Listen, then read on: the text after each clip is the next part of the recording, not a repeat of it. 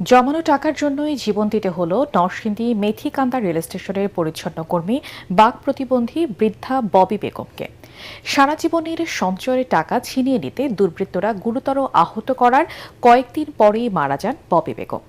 এ ঘটনায় নরসিংদী ও ব্রাহ্মণবাড়িয়ার বিভিন্ন স্থানে অভিযান চালিয়ে 7 জনকে গ্রেপ্তার করেছে র্যাব।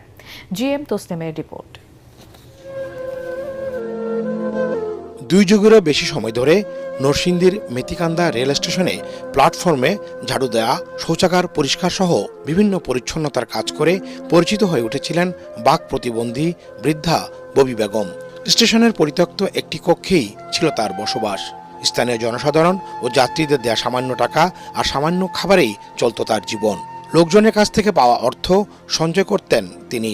কষ্ট করে জমানো সেই টাকাগুলোই কেড়ে নিল তার জীবন। গত শনিবার রাতে